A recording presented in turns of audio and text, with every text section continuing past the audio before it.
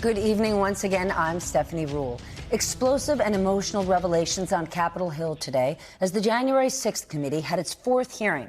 The committee argued that Donald Trump played a key role in the plot to put forward slates of fake pro-Trump electors in states Joe Biden won. State Republican officials and one election worker described the intense pressure campaign and the violent threats they faced as Trump and his allies spread lies about election fraud.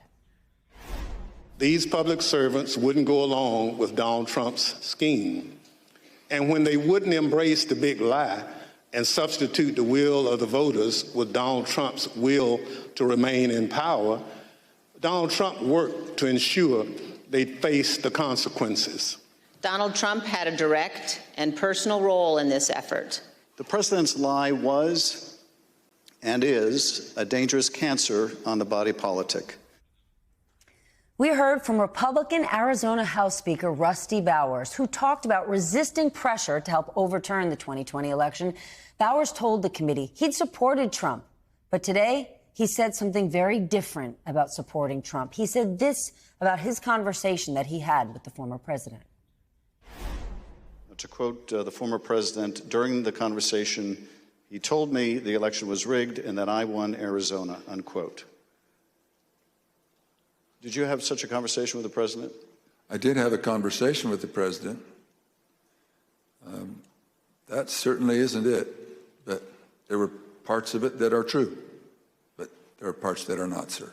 Anywhere, anyone, anytime has said that I said the election was rigged, that would not be true. And when the former president in his statement today claimed that you told him that he won Arizona, is that also false? That is also false. Trump put out two false statements just before we heard from Bowers. He also told the committee about a phone call he had with Trump and Rudy Giuliani after the election. Mr. Giuliani came on first, and niceties. Then Mr. Trump, President Trump, then President Trump came on, and we initiated a conversation. And during that conversation, did you ask Mr. Giuliani for proof of these allegations of fraud that he was making? On multiple occasions, yes. He said that they did have proof, and I asked him, do you have names? For example, we have 200,000 illegal immigrants, some large number, 5,000 or 6,000 dead people, etc. And I said, do you have their names? Yes. Will you give them to me? Yes. The president interrupted and said, give the man what he needs, Rudy. Did you ever receive from him that evidence either during the call, after the call, or to this day? Never. Never. Never. Making it no evidence. Bowers added, the Congressman Andy Biggs on your screen right now, Republican from Arizona, a very close Trump ally, also tried to pressure him. Bowers says Biggs asked him on January 6th to sign a letter to decertify the state's slate of electors who would back Joe Biden. Meanwhile, the committee also said that there were people with ties to the Capitol riot at local protests that took place around the country.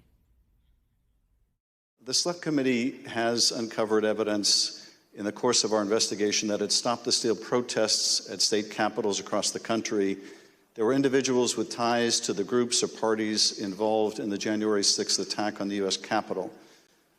One of those incursions took place in the Arizona House of Representatives building, as you can see in this footage.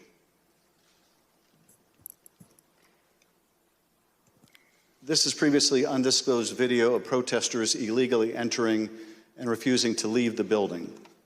One of the individuals prominently shown in this video is Jacob Chansley. Perhaps better known as the QAnon shaman, this rioter entered the Capitol on January 6th, was photographed leaving a threatening note on the dais in the U.S. Senate chamber, and was ultimately sentenced to 41 months in prison after pleading guilty to obstruction of an official proceeding. Other protesters who occupied the Arizona House of Representatives building included Proud Boys, while men armed with rifles stood just outside the entrance. The panel also revealed that Trump went to Ronna McDaniel, the head of the Republican National Committee, and of course Mitt Romney's niece, for help in the fake electors scam. What did the president say when he called you? Essentially, he turned the call over to Mr. Eastman, who then proceeded to talk about the importance of the RNC helping the campaign gather these contingent electors in case any of the legal challenges that were ongoing changed the result of any of the states.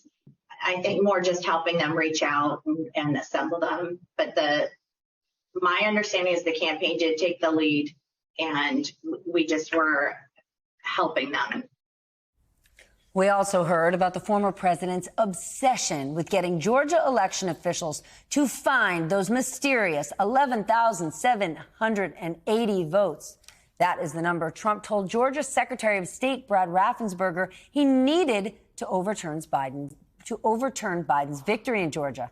Well, today, Raffensperger explained in plain English for the whole world to see exactly why Trump lost that state. What happened in the fall of 2020 is that 28,000 Georgians skipped the presidential race, and yet they voted down ballot in other races. And the Republican congressman ended up getting 33,000 more votes than President Trump. And that's why President Trump came up short. The numbers are the numbers. The numbers don't lie. We had many allegations, and we investigated every single one of them. That's a damning burn right there. People showed up to vote, and they showed up to vote for Republicans, just not him.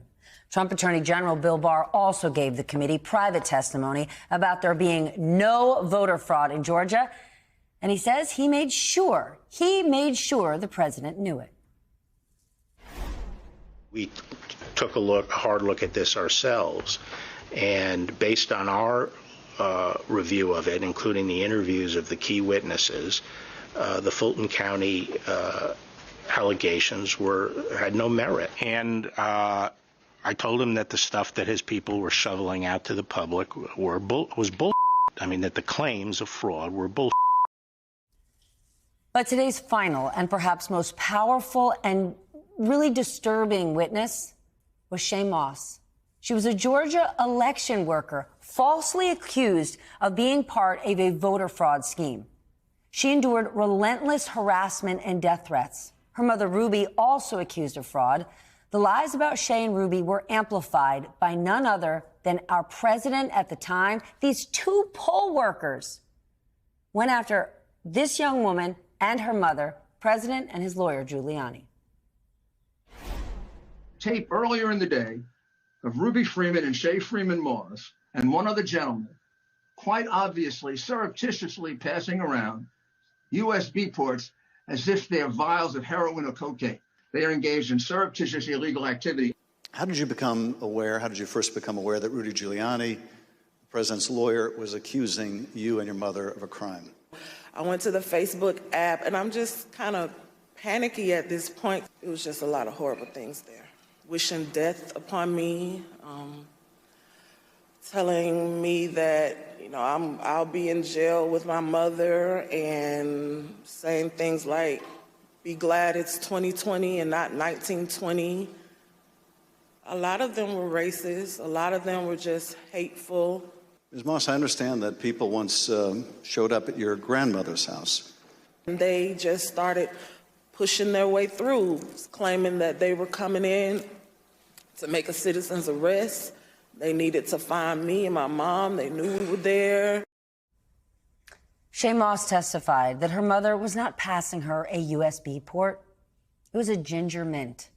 Her life destroyed over a ginger mint.